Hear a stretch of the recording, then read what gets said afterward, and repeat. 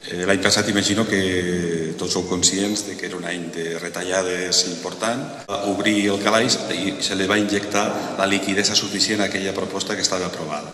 Finalment va guanyar el concurs l'empresa que està fent, Natural Systems, que està fent l'obra. Intentar analitzar molt bé l'obra, conèixer-la, dibuixar-la, que una obra ben estudiada ens dona el projecte fet. Aquests coneixements de les fotografies o de la informació històrica, en definitiva, ens donava les pautes per poder redactar el projecte amb un fort coneixement, fins allà on érem capaços naturalment, de quin projecte havíem de redactar. La torre, la part alta, havia tingut els desperfectes que havia tingut, fruit majoritàriament dels bombardejos, perquè evidentment la destrucció de la part alta no és sobretot la degradació, que també, sinó sobretot els impactes dels projectils. I a sota tenim una fotografia dels anys 60. Aquesta fotografia a mi em va impactar molt al veure-la primera perquè és un detall de la part alta, que és la més degradada, per tant la que ens dona més visió de com havíem arribat o com s'havia arribat a la degradació i la destrucció de la campanar. I aquí les tres fotos, la de l'esquerra, encara és una foto amb la seva destrucció. Això seguim veient com els pinacles que sí que es conserven no tenen ni l'arc botant ni tampoc, evidentment, la coronació piramidal.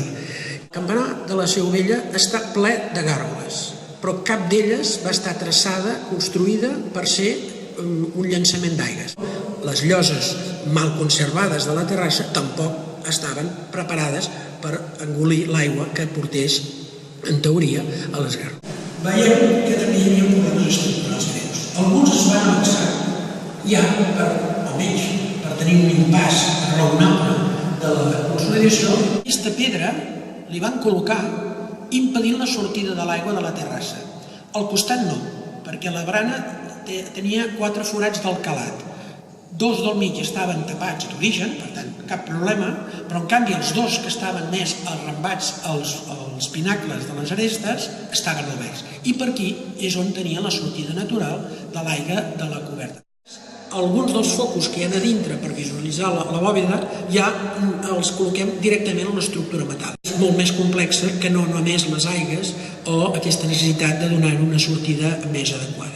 El coronament de tots els pinacles, com hem dit abans, menys un, són nous perquè evidentment es van haver de restaurar després d'haver perdut la part superior i nosaltres ara els hem netejat, hem buidat els morters de calç de les juntes allà on estaven en descomposició i hem tornat a restituir tot el material de la junta. Fins fa 2 setmanes no s'ha hagut de tancar la pujada del campanar al públic. Per tant, són aquestes 2-3 setmanes, com a molt 4, fins a Sant Anastasi, que no es podrà pujar al campanar. El diàleg continuant perquè l'obra del campanar no sigui una obra aliena que fem cada dia i que nosaltres puguem informar-nos a vosaltres i